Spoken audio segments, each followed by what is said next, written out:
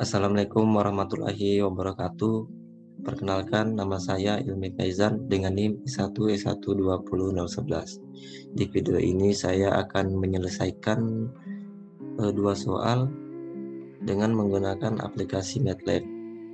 Jadi soal yang pertama dari contoh 1 di atas, bagaimana aturan untuk menggerakkan bidak A kuda yang berada di posisi awal G1, B jenderal yang berada di posisi C2 di mana terdapat pion di depannya yang terletak di posisi C3.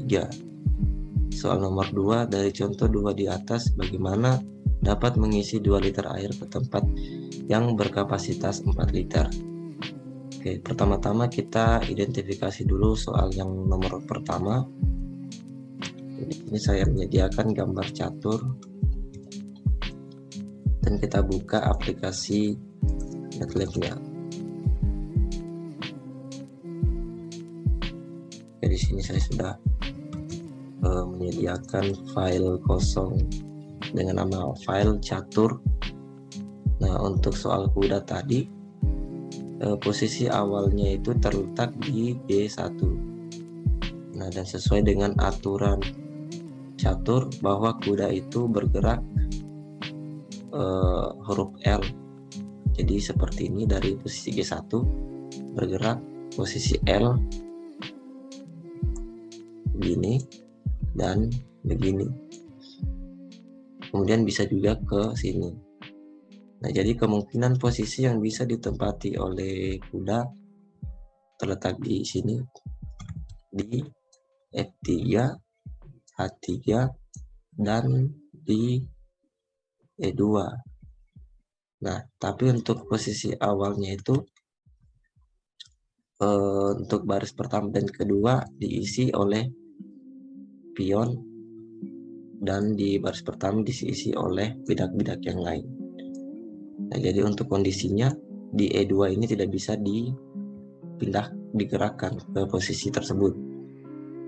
Jadi hanya ada dua posisi yang bisa dipindahkan, yaitu F3 dan H2. Nah, kemudian untuk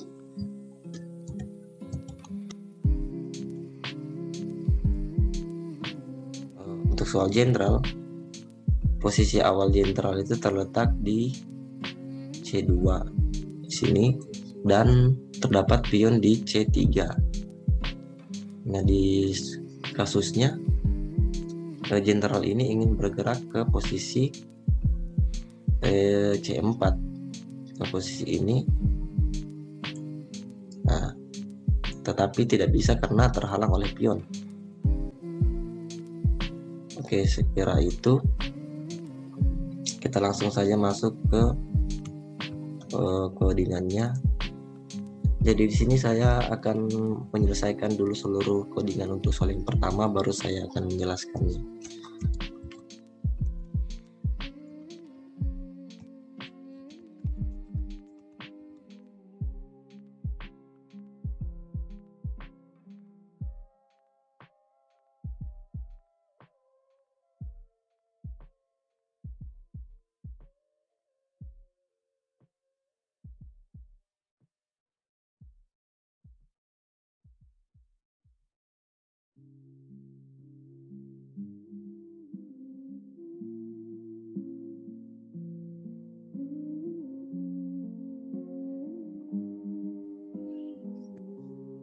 Nah, oke, sudah kita tulis codingannya.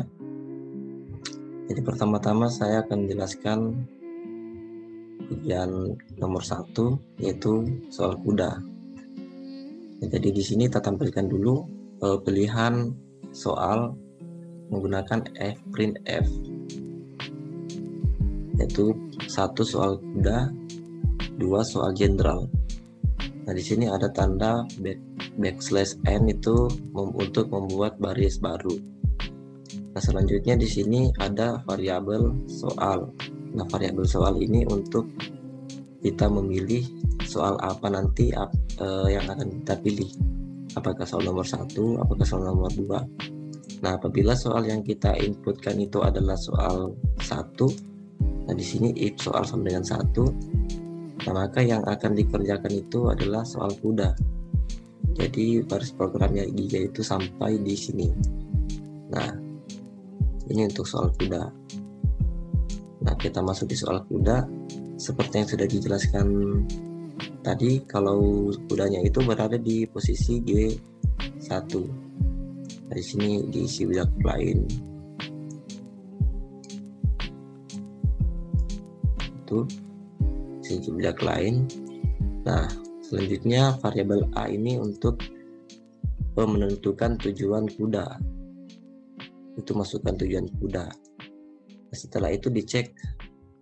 Nah, sebelum itu di sini ada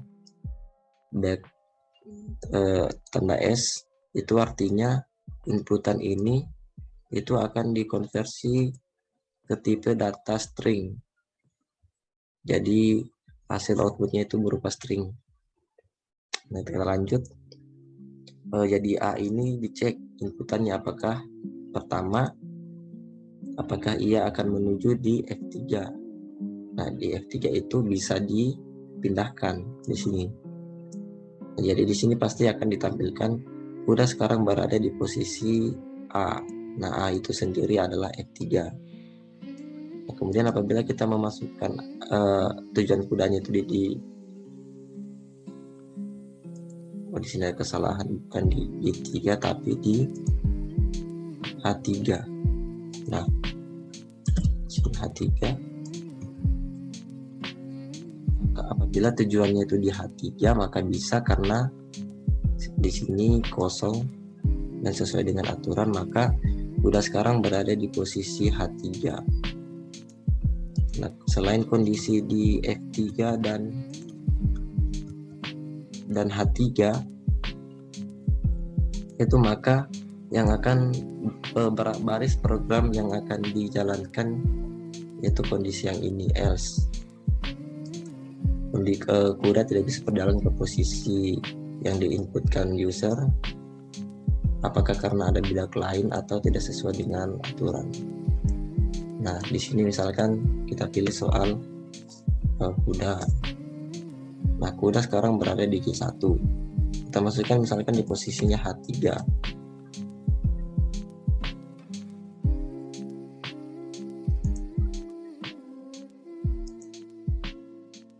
Ini H3.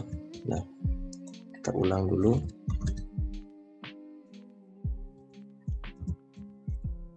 Nah,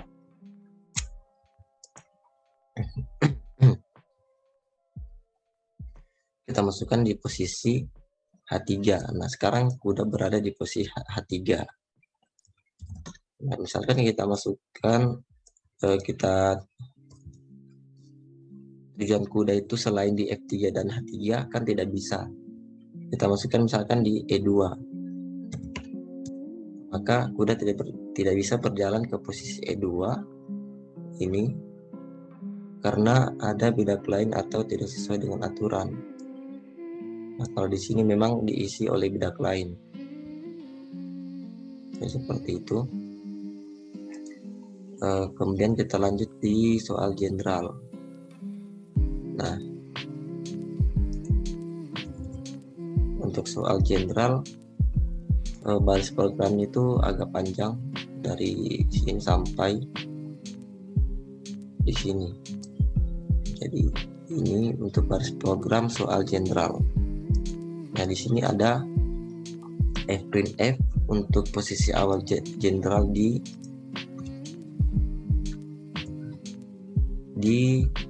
C2. Kemudian ada variabel C2 sama dengan 1.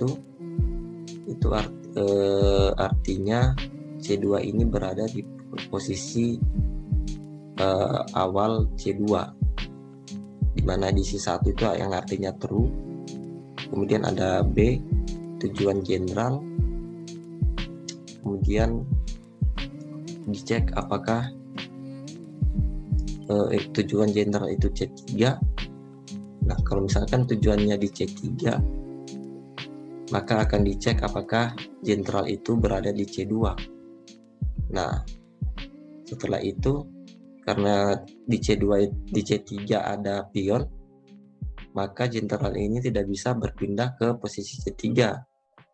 Jadi kita harus memindahkan dulu pion. Nah, di sini ada inputan C untuk memindahkan pion.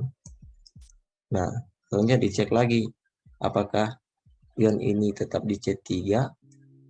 Nah, kalau tetap di C3, maka tampil keterangan pion tidak berpindah dan tetap di C, yaitu di C3. Nah, apabila kita pindahkan pionnya di C4 di sini, nah maka pionnya itu berpindah ke C4. Nah, barulah jenderal ini maju ke C3. Nah, selain pionnya dipindahkan di C4, maka akan menampilkan keterangan ini, pion tidak bisa berpindah. Nah, kemudian ini ada else jenderalnya itu bisa bergerak posisi kosong dan jenderal dipindahkan ke B, yaitu di C3. Selanjutnya ada lagi kondisi jenderalnya kita pindahkan ke C4. C4 itu, nah di sini C4, B3, D3, E4, F5, G6 dan H7. Nah, jadi di sini tidak ada masalah, jadi bisa dipindahkan. Nah, kita coba jalankan.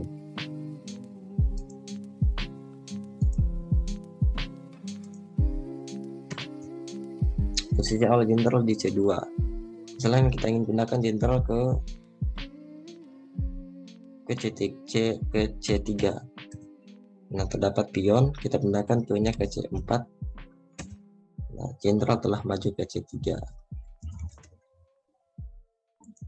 Nah, misalkan lagi kita coba, kita ingin memindahkan jenderal ke C4, itu tidak bisa karena jenderal ini terhalang oleh pion. Jadi tidak bisa lewat ke sini. Oke, kita coba lagi pindahkan ke tempat lain. Misalkan kita ingin memindahkan ke G6.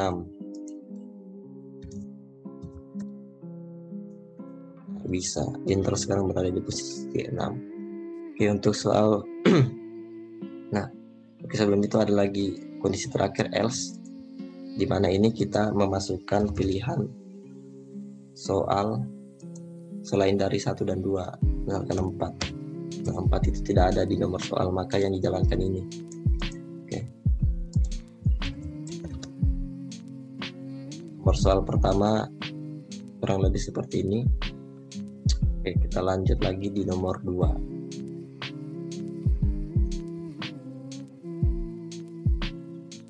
Nah, di sini saya sudah membuat file baru untuk soal nomor 2. Oke, di mana soal nomor 2 itu adalah tentang water jug, di mana ada 2 buah wadah atau ember, di mana ember pertama berkapasitas 4 liter dan ember kedua berkapasitas 3 liter. Nah, di soalnya bagaimana caranya supaya ember pertama ini kita isikan 2 liter dan ember kedua kita isi 0 liter. Nah, jadi mula-mula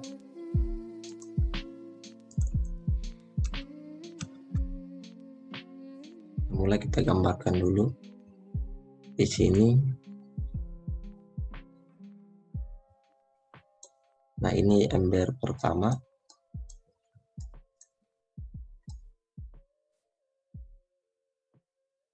Dan ini ember kedua. Nah, posisi keadaan awal kedua ember itu masih 0 dan 0. Nah, selanjutnya ember kedua ini kita isikan 3 liter. Kita isikan 3 liter. Nah, sehingga keadaannya sekarang jadi 0 dan 3, yaitu 0 dan 3. Nah, selanjutnya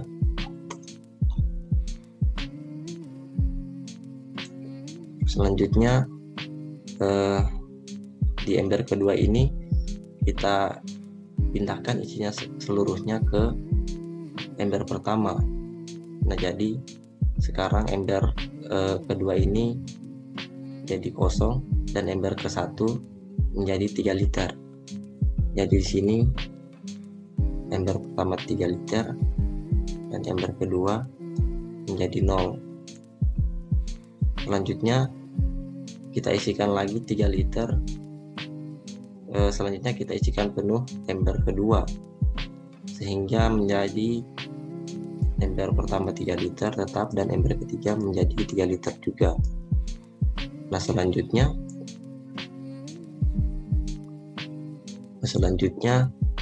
kita akan mengisi penuh ember pertama. Nah, sehingga menjadi ember pertama kan kapasitasnya 4 liter. Nah, di ember kedua itu sisa 2 liter. Nah, selanjutnya kita tumpahkan seluruh isi dari ember pertama sehingga ember pertama menjadi 0 dan ember kedua tetap 2.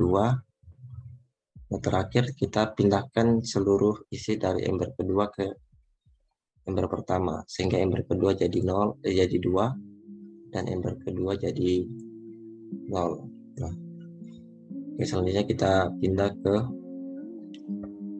baris program dari soal ini. Di sini saya akan menuliskan kodingannya terlebih dahulu.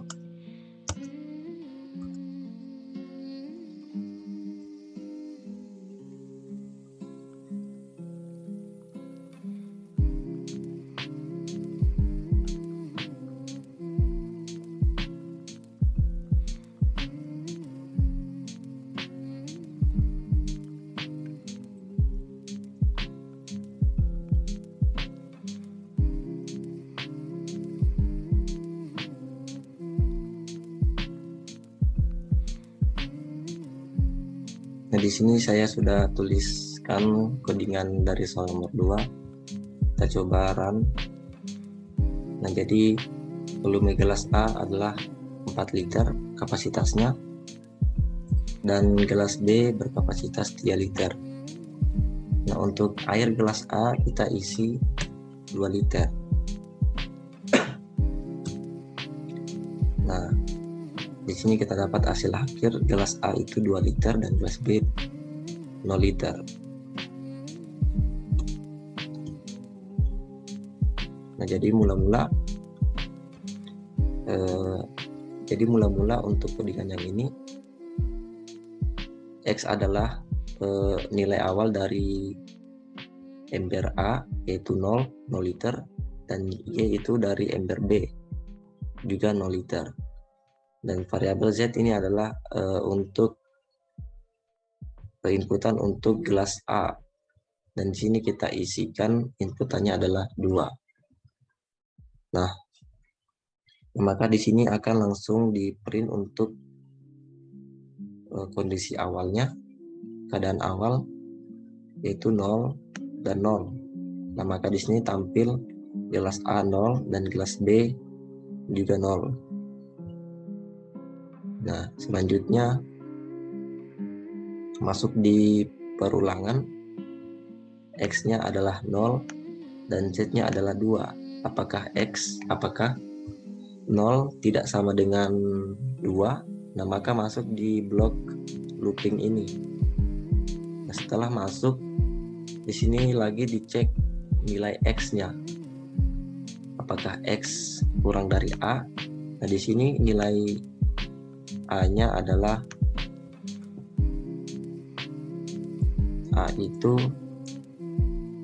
4, B-nya 3. Jadi di sini dicek apakah 0 kurang dari 4 dan y-nya sama dengan 0. Nah, di sini kan y-nya masih 0. Jadi masuk di kondisi yang ini. Kondisi yang ini. Nah, dan nilai y-nya diganti dengan b. Nah, jadi x-nya adalah 0 dan y-nya sekarang berubah menjadi yang tadinya 0 sekarang diganti dengan b. B itu adalah 3 ini. Sekarang y-nya 3. Nah, maka tampil di situ x-nya 0 dan b-nya 3. Nah, selanjutnya kondisi ini belum memenuhi sehingga langsung lanjut ke baris yang ini. Nah, sini ada tem. Jadi tem ini untuk menyimpan dulu nilai dari x. Jadi tem adalah x-nya itu bernilai 0. Bernilai 0. Kemudian masuk lagi di baris selanjutnya x tambah y. Jadi 0 tambah 3 itu 3. Sekarang x-nya menjadi 3.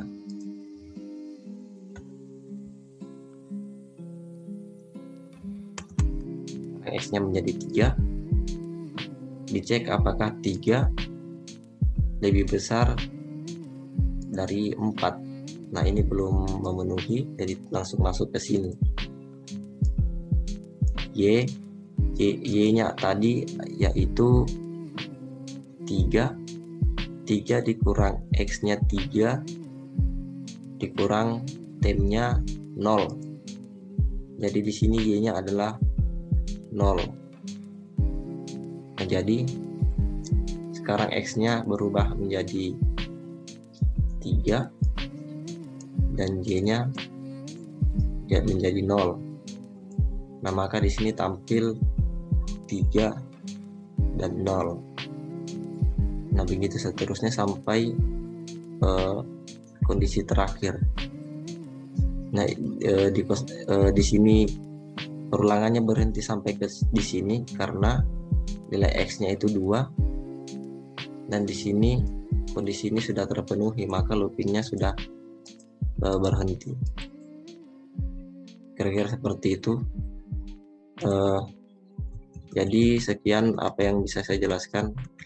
Apabila terdapat kekurangan, mohon dimaafkan. Saya akhiri dengan ucapan Assalamualaikum warahmatullahi wabarakatuh.